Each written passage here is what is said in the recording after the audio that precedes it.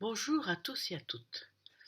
Je me présente, Si vous regardez cette vidéo, c'est que vous me connaissez déjà un peu, ou peut-être que c'est la première fois. Voilà, je m'appelle Céleste et je vis dans la région madrilène, en Espagne depuis déjà très longtemps. Et je suis psychologue, je suis astrologue évolutif et psychanalytique.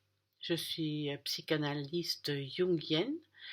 Je suis artiste peintre, professeur de français. Je suis aussi professionnelle EMF Balancing Technique, qui est une calibration énergétique. Et puis, je suis également professeur de français. Voilà. Alors, aujourd'hui, je vais vous parler de la porte invisible en cinquième maison. Brièvement, qu'est-ce que c'est que la porte invisible? La porte invisible est la blessure existentielle. J'ai mis une vidéo entière là-dessus. Pour ceux qui veulent vivre plus en conscience dans le but d'évoluer ou dans le but d'être libre, de ne plus être manipulés par leur inconscient, ou simplement dans le but de participer à la nouvelle humanité, à l'évolution de l'humanité sur cette planète. Connaître sa porte invisible, ça nous permet d'abord de prendre son pouvoir, parce que tant qu'on est sous l'influence de la porte invisible, on rend les autres responsables de ce qui nous arrive dans la vie. Or, pour pouvoir prendre son pouvoir, il faut pouvoir se connaître et être conscient de l'impact que l'on a dans notre monde, c'est-à-dire dans notre vie, l'impact, la responsabilité dans ce qui nous arrive, comment on provoque les choses, comment euh, comment tous les actes que l'on pose, ou les pensées, ou les paroles que l'on dit, ont une répercussion dans notre vie, mais aussi une répercussion beaucoup plus ample. Vous n'avez jamais eu cette impression d'être comme un grain de sable dans le désert, c'est-à-dire d'être unique, mais que vous aviez votre importance, que chaque acte que vous pouvez poser a, au niveau des vibrations, une influence totale sur l'ensemble de l'univers. Voilà, ça vous paraît peut-être un peu présomptueux, mais pourtant beaucoup de scientifiques l'ont prouvé. Voilà. Alors donc, je vous invite ceux qui ont la porte invisible en cinquième maison, de pouvoir écouter cette vidéo et c'est évidemment un résumé de ce qu'est la blessure existentielle dans la cinquième maison. Et voilà. Et pour sortir de la blessure existentielle, nous avons un allié dans notre thème qui est Chiron. Chiron, qui est une partie divine de nous-mêmes, qui a choisi de s'incarner pour mettre fin à sa douleur et aussi pour nous aider à sortir de la blessure existentielle qui est la douleur la plus profonde que l'on a et qui est la plus longue à guérir ou à soigner. C'est étape par étape, au fur et à mesure qu'on vit différentes prises de conscience de nos responsabilités dans notre vie et que on ouvre son cœur à une partie supérieure de soi, à notre âme, à notre esprit, aux autres, à l'humanité, au monde, que l'on sort de cette blessure existentielle et qu'on devient chaque fois de plus en plus libre. Et on sait que rien n'est perdu dans la vie. Tout ce que l'on fait, c'est toujours quelque chose, ça nous apporte toujours quelque chose, même si ce sont quelquefois des leçons qui sont dures à tirer, ou dures à comprendre, ou dures à accepter ou à admettre.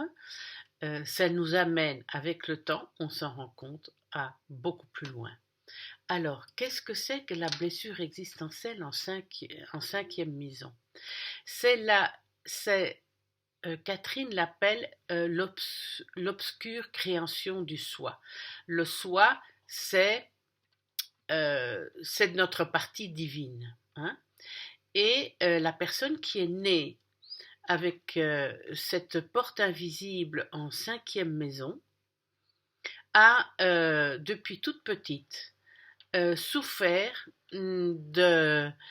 d'avoir été infériorisée, et elle porte en elle le complexe du petit germe qui n'arrive pas à être grand. Qu'est-ce que c'est? Eh bien, on ne se sent pas pleinement développé, et en tout cas pas autant que son programme génétique le lui aurait permis.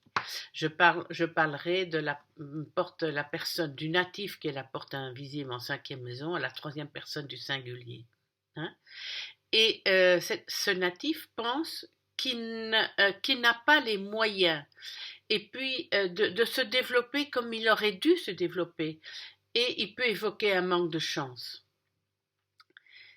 Et cette conviction peut expliquer pourquoi il n'arrive pas à surmonter son complexe d'échec. Parfois, ce complexe est accompagné du sentiment d'une revanche à prendre, et peut être l'origine de son ambition. Il ne faut pas oublier que quand on a un complexe d'échec, on a tendance à provoquer l'échec. Comme ça, on entretient son complexe. Il ne faut pas oublier que tant que l'on reste dans la victime de ce qui se passe dans notre vie, on entretient cette victime. On la cajole au lieu d'en sortir. Et on rend les autres responsables de ce qui nous arrive.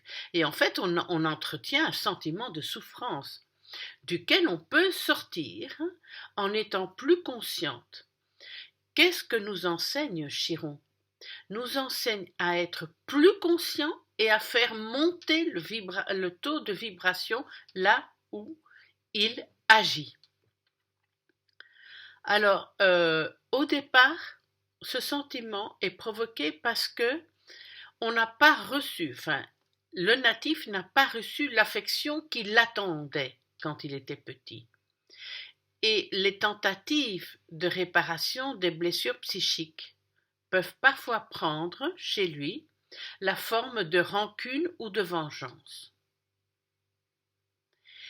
Et il a l'impression que quelque chose retient sa force, et que cette force est insuffisante, comme si il n'était pas autorisé à émerger. On peut s'imaginer une plante avec une fleur en formation, ou une plante en formation, et puis qui n'arrive pas à continuer à pousser, à grandir. Son soleil pâtit indirectement de cette blessure, là où son soleil se trouve dans son thème. Il a des difficultés à rayonner là où il se trouve, ou n'y parvient que tardivement. Or, on sait qu'une des plus grandes influences qu'on peut avoir si on a envie d'aimer les autres, si on a envie d'être thérapeute, si on a envie d'aider les autres, si on a envie d'aimer sa famille, si on a envie d'être heureux, c'est de rayonner. Oui, c'est de rayonner. On n'a pas nécessairement besoin de parler, on n'a pas besoin nécessairement d'occuper toute la place, mais rien qu'en rayonnant, on émet quelque chose qui provoque l'intérêt des autres, l'amour des autres, qui provoque une reconnaissance pour ce qu'on leur donne. Et ici, le natif de la porte invisible en cinquième maison a l'impression qu'il rayonne tardivement. Et il n'arrive pas à satisfaire son obligation d'aller vers le haut. Et qui veut créer un contraste douloureux. Son désir d'aller vers le haut, son désir d'évoluer, son désir à se connecter au plaisir de la vie, aux joies de la vie, à profiter de chaque moment de sa vie,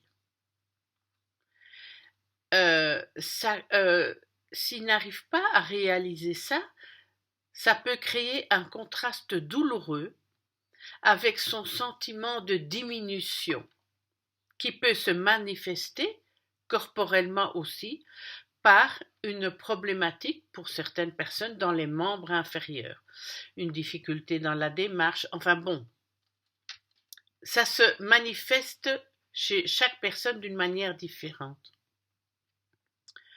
En approfondissant, on peut trouver dans cette maison 5 la trace d'une trahison, d'un sentiment d'abandon. Souvent, ce sentiment est issu de la relation au père, à moins que la lune soit en conjonction avec la porte invisible. Alors, c'est visiblement, c'est issu de la relation à la mère. Ça peut aussi être issu, l'abandon, ça peut venir d'un père qui est mort dans l'enfance. C'est pas nécessairement un père qui vous maltraite, qui vous abandonne. Ça peut être un père absent, mais le natif s'est senti abandonné. Et alors il peut rester longtemps à l'état de non-né, parfois même durant toute son existence. Et il lui appartient à lui d'agir pour naître à lui-même et à s'auto-créer. Et c'est dans la maison 11 qu'il va s'autonommer. Qu'est-ce que c'est que la maison 11 ?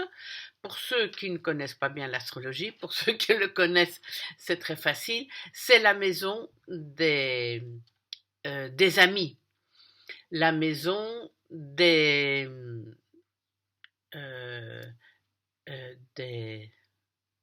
le mot m'échappe là pour l'instant, la maison des projets, hein. Et là, il veut agir en tant qu'être libre et connaître la liberté d'être avec ses amis. En maison 5, il lui faut se réconcilier avec son sentiment d'être, avec l'image d'une identité qui pour lui n'est pas claire, qui est incertaine, qui est mal assurée et qui est fragile. Une blessure affective ou une absence de câlin, de douceur, a empêché des rapports affectifs avec les autres. Et par la suite, cette lésion, en conséquence de cette lésion, il revendique un amour excessif. Son obsession, proche de la jalousie, peut dégénérer en une souffrance masochiste dont il n'a absolument pas conscience. Et donc qui peut créer des problèmes aussi dans ses relations avec ses amis. Pourtant, c'est dans les relations avec les amis qu'il avance vers le chemin de la guérison de cette blessure existentielle, mais à travers les prises de conscience grâce à son chiron. Dans une consultation, on peut le questionner sur le bonheur et constater qu'il s'en fait davantage une idée plutôt que de le vivre dans la réalité. Pourquoi ? Parce qu'il se sent dévalorisé. Probablement que dans l'enfance, il a souffert d'être humilié. Et il doute de sa volonté, alors qu'il se contracte trop et s'en demande trop, il est trop exigeant par rapport à lui-même. Toujours, c'est encore une manière d'entretenir un sentiment d'échec, un complexe d'échec, l'impression qu'il ne va pas arriver parce qu'il s'en demande trop et il s'étrique, il se diminue par rapport à ses véritables possibilités et valeurs. Et cette tension permanente pour être entretient sa plaie, qui ne guérit pas, car il n'arrive pas à être ce qu'il aimerait être. Il ne s'aime pas tel qu'il est, et des détails physiques peuvent induire des complexes énormes. C'est pas parce qu'il a une porte invisible en 5e maison qu'il n'est pas beau, mais lui ne se trouve pas beau et il développe un complexe physique aussi. Il s'est senti abîmé dans l'image glorieuse de lui-même. Cependant, il ne renonce pas et conserve l'ambition secrète d'être brillant et d'entretenir les autres. Mais ça maintient aussi une tension parce qu'il a tout le temps, il est tout le temps perturbé par cette peur de ne pas y arriver. Et à force de viser le prestige qui lui échappe autant qu'il le cherche, il s'use et renonce à sa créativité. Or, c'est un être qui peut être très créatif. Personnellement, je connais beaucoup de portes invisibles en maison 5 et ce sont des êtres qui sont d'une créativité et qui sont admirables. Mais ce sont ceux que je connais des êtres qui avancent sur le chemin de la guérison parce que il ne faut pas oublier que le pire de nous-mêmes, le plus dur de nous-mêmes peut être un moteur à notre évolution. C'est ça qui provoque notre désir d'évoluer, d'aller plus loin, d'être une meilleure personne, de connaître et de vivre la meilleure version de soi.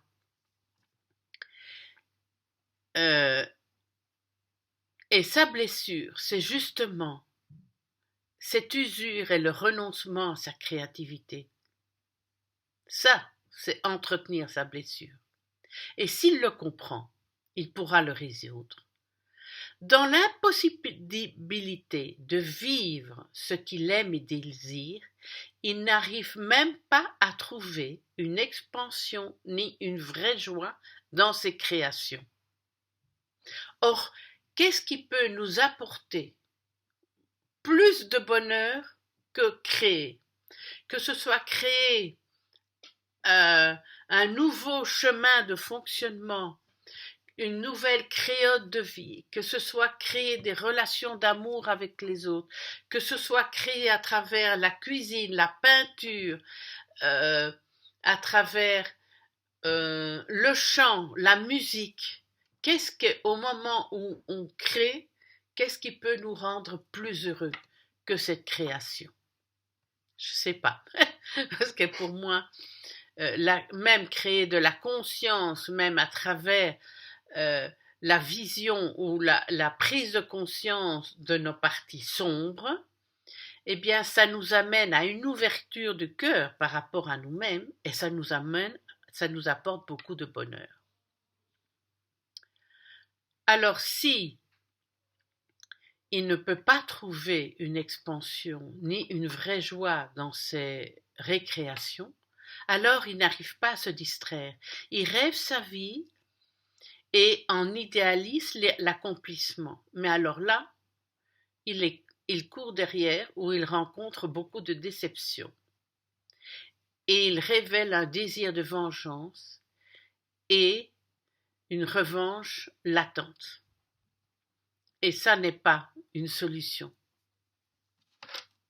Alors qu'il a en lui des puissances d'amour, surtout il faut voir où se trouve son chiron, et des puissances de créativité énormes. Alors, la résolution de la blessure, elle se trouve dans la porte visible en face, en 11e maison. Et là, il doit transmuer le pouvoir en puissance, et notamment maîtriser sa violence qui est une puissance sans amour. Être vigilant à la qualité de ses aspirations et au désintéressement de ses implications sociales. Et ça lui permettra de s'ouvrir à l'évidence de son être.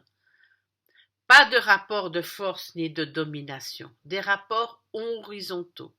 N'oublions pas que la 11e maison, c'est aussi la maison du signe du Verseau. Nous sommes à l'ère du Verseau et c'est aussi c'est aussi la maison de la fraternité, des rapports horizontaux, des amitiés sans pouvoir, des amitiés fraternelles. C'est en participant de façon active, humaine et concernée à une œuvre collective qu'il va pouvoir permettre de se réconcilier avec ses frères et sœurs humains, avec ses amis, les êtres humains qui l'entourent. S'il se sent entravé, critiqué, méjugé par les autres, eh bien alors là, il pourra comprendre qu'il fait fausse route. Ça, c'est une vision de l'être humain à travers les filtres de sa blessure. La solution est de se distancer de ce chagrin et surtout de ses sentiments. C'est le sentiment, pour Catherine Castenier, qui regarde très très fort les significations des mots, c'est le senti qui ment. Hein? On peut avoir des sentiments, mais aussi on peut se tromper dans nos sentiments. Tant qu'il se demande ce qu'il vaut à travers le regard des autres, il ne pourra pas évoluer. Tant qu'il pense que l'autre a plus que lui, qu'il est mieux doté, et se compare, il ne développe pas la meilleure version de soi, il se compare. Hein? Et ça, c'est une vision pyramidale des choses, patriarcale. Hein? Alors, il a plus de chance. Alors, tant qu'il a l'impression que l'autre a plus de chance, est mieux doté, qu'il est plus habile, il entretient sa blessure de ne pas être admiré, regardé, préféré. Et ça, c'est une blessure qui date de son enfance. Il doit accepter ce qu'il a de singulier, parce que nous sommes chacun uniques. Et ça ne sert à rien de se comparer aux autres, parce qu'au niveau de l'âme, il n'y a pas de meilleur ou de moins bon. Nous sommes tous des êtres uniques au niveau de l'être. Et donc, ce qu'il doit faire, c'est affirmer sa singularité, c'est-à-dire lui donner forme et œuvrer pour l'humanité en humilité. Revendiquer, c'est en fait régresser et ouvrir sa plaie. Décider librement de ses choix, de ses options, projets, relations lui permettra de résoudre, à s'impliquer inconsidérément. Celui qui le gouverne a, selon lui, plus de personnalité, de capacité, atouts, avantages. Ce genre de pensée émane de résidus négatifs de sa porte invisible. Et s'il est honnête avec lui-même, il reconnaîtra qu'il s'impose des limites et que c'est lui qui décide ou non de se servir de ses facultés. Personne ne l'empêche de les réaliser. C'est pour ça que j'attache d'ailleurs souvent beaucoup d'importance à se connaître. Pour moi, que ce soit la révolution solaire, les transits, les progressions, même si on regarde toutes ces possibilités, ces portes qui s'ouvrent, nous avons toujours, nous, le choix. Nous gardons toujours notre libre arbitre de profiter de ce qui arrive à nous pour en tirer des leçons ou pour développer ce qu'il y a de beau en nous pour arriver à pouvoir de plus en plus vivre la meilleure version de nous-mêmes et stimuler chez les autres la meilleure version d'eux-mêmes. En assistant, en aidant les autres, en se servant et en leur servant d'appui ou de phare, il pourra devenir ce qu'il a toujours été, un être généreux. Ceci sans attendre que le Père Noël comble ses espérances sous peine de faire fausse route. Cessez de penser qu'il est seul et démuni. Pour lui, l'entraide est l'énergie de la guérison. C'est à lui d'aider ses frères. Et ça le rendra très heureux. Lorsqu'il aura pris conscience de cet enjeu essentiel, il verra de plus en plus se dessiner sa porte visible, qui est le lieu où on développe le bonheur. Sa vocation est humanitaire. Disponibilité, écoute, sincérité dans les rapports humains, spontanéité dans l'ici et maintenant, solidarité, se libérer du connu, ne pas hésiter à explorer les voies inédites, créer une architecture pouvant aider les autres à être eux-mêmes créatifs, inventer, être neuf constamment, avec toute la créativité qu'il a en lui, oser voir les choses de haut et le faire ensemble avec les autres. Voilà. J'espère que que j'ai pu être claire. J'ai toujours ce souci de manque, de peur que l'on ne me comprenne pas. On a tous nos petits problèmes, on essaye tous de s'améliorer et de pouvoir incarner la meilleure version de nous-mêmes dans le but de servir l'humanité. Voilà. Et donc, s'il y a quoi que ce soit, vous pouvez toujours envoyer des messages. J'ai WhatsApp, j'ai Signal, j'ai Telegram. Mon numéro de téléphone, c'est pour me poser des questions à travers ces médias, c'est le 0034 687 369 756. J'ai aussi un email sous le nom Céleste Vink. Ça, vous avez mon nom dans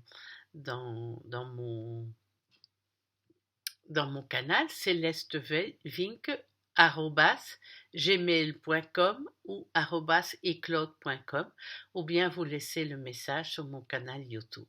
Quelquefois, je ne les vois pas tout de suite et je mets du temps à répondre. Par WhatsApp, par Telegram et par Signal, je le vois immédiatement, et par mail également. Voilà. Je vous souhaite une très belle journée et je vous dis à bientôt. Au revoir. Je vous embrasse. Au revoir.